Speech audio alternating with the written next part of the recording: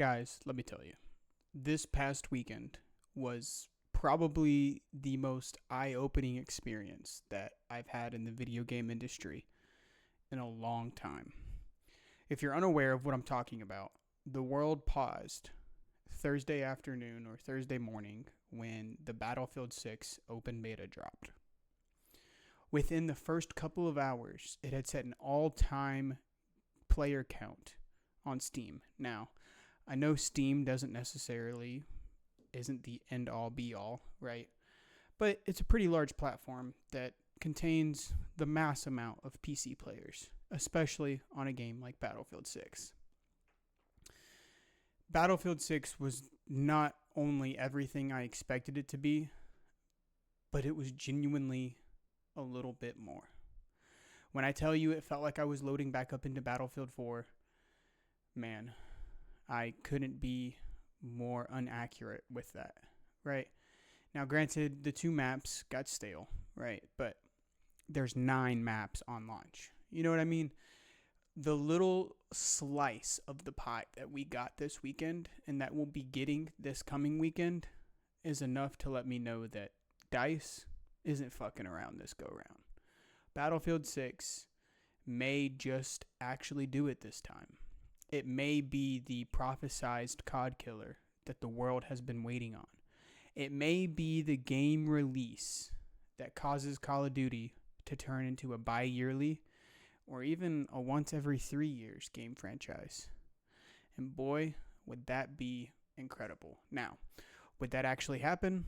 No, I don't think it would. I think Call of Duty and Activision and Treyarch and that whole group of developers are just too addicted to their pockets filling up with the money of an average 9 to 5 gamer, right? But back to Battlefield. I could not tell you the last time I had that much fun on a first-person shooter.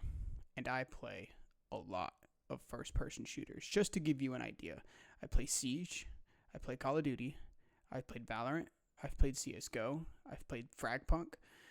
I've played Team Fortress 2 back in the day. I have played so many first-person shooters that the actual amount I've lost count of at this point.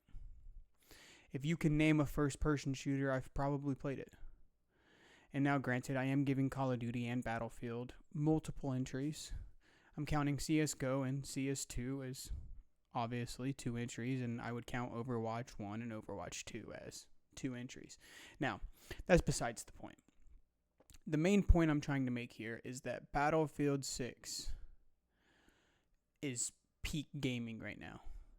I did not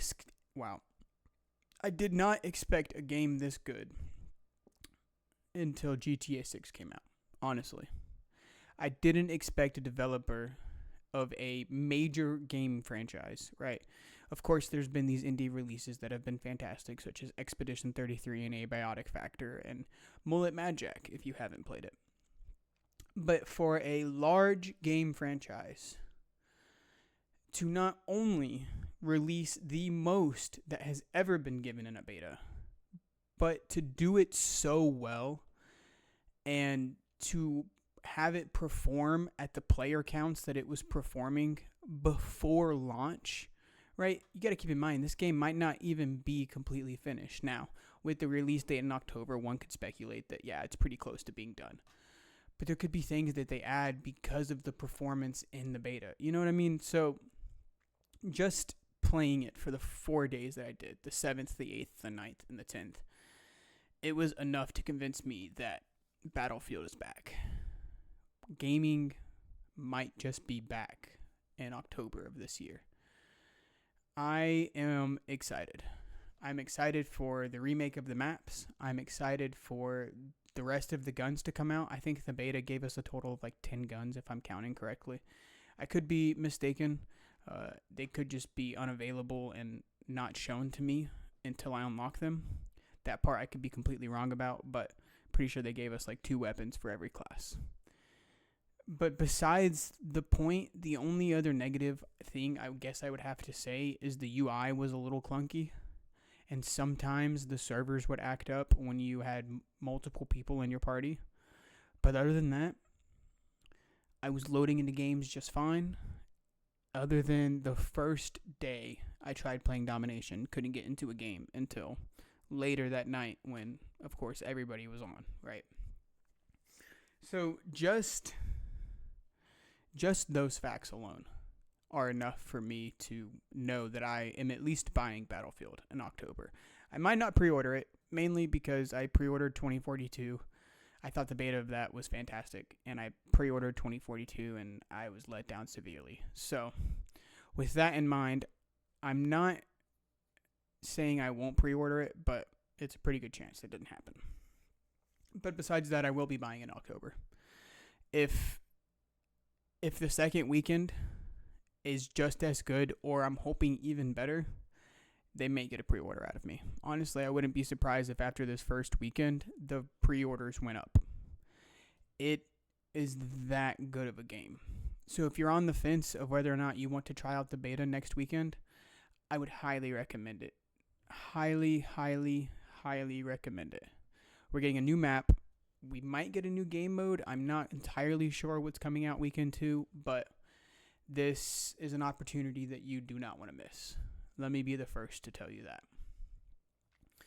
From the gunplay to the gun customization to the proximity chat even, everything was smooth. It felt good. For once, I was playing a game that didn't feel like they were trying to raid my pockets with everything they flashed in my face. I am so tired of the loot box mechanic and the battle pass mechanic, and it was refreshing to see that Battlefield wasn't going to be one of those games. EA kind of understands what the gamers want, and I think they might just deliver with Battlefield 6, right? We had some controversial talk come out from XQC in particular, talking about how the game needed a battle pass, how it needed a ranked system, how it needed daily quests and whatnot, so you had something to keep coming back to every day. But I genuinely think that if you just give us the energy and the experience from this first weekend, there won't be problems of people having to come back. People are going to want to come back, right? I already cannot wait to get my hands on that game again. I cannot wait to get to max level and have the coolest sniper rifle in the game and have the coolest M4 in the game, etc., etc. You know what I mean? Like, I genuinely cannot wait. Now, I didn't even uninstall it. Keep in mind that I don't have extra storage on my PlayStation 5, but I didn't even uninstall it. That's how excited I am. The moment it opens back up, I will be in those lobbies. I will be on the streets of Cairo. I will be on Liberation Peak, and I will be on whatever this new map is that is coming out. I will be there on Battlefield, and I expect to see you there too. Now, time to discuss some funny parts that happened. It was genuinely so funny listening to these players talk about, oh, where's the slide sprinting and the score streaks and the kill streaks and why all of these things. And I feel like they were looking for a Call of Duty, and Battlefield was very abrupt in saying, no, we're not Call of Duty, we're Battlefield. And I could be considered a loss of words, even though I've been talking for 9 minutes now. I could be considered a loss of words because I truly cannot explain how much fun I had running that game, right? I cannot wait for it to come out. It will probably be one of the biggest games of 2025, if not Game of the Year 2025. You know what? Go ahead and lock it in. I'm calling it right now. Battlefield 6 will at least be nominated, if not win, to 2025 Game of the Year award. I don't know why I broke my sentence up there, but it happened. Get over it. The only other games I see even having a remote chance of beating Battlefield 6 at this point would be like Expedition 33. I don't honestly remember too many other games from this year. So that could be part of the reason why I'm hyping Battlefield up right now, but I genuinely don't think it is. I genuinely think that you should play it for yourself, and you'll find that 99, if not 100% of what I'm talking about right now is absolutely factual. So, if you made it this far, I just want to say thank you. Go ahead and drop a like, subscribe, turn on notifications if you want to. I am usually live every day for at least 2 hours, if not 3. So drop by the Twitch, show some support. It's going to be twitch.tv/The Kevin Show. You can subscribe now if on Twitch if you really want to. I'm not asking you to, but if you did, it would make my day. But with that, as always, you guys have a good night. Thank you for tuning in. Bye-bye.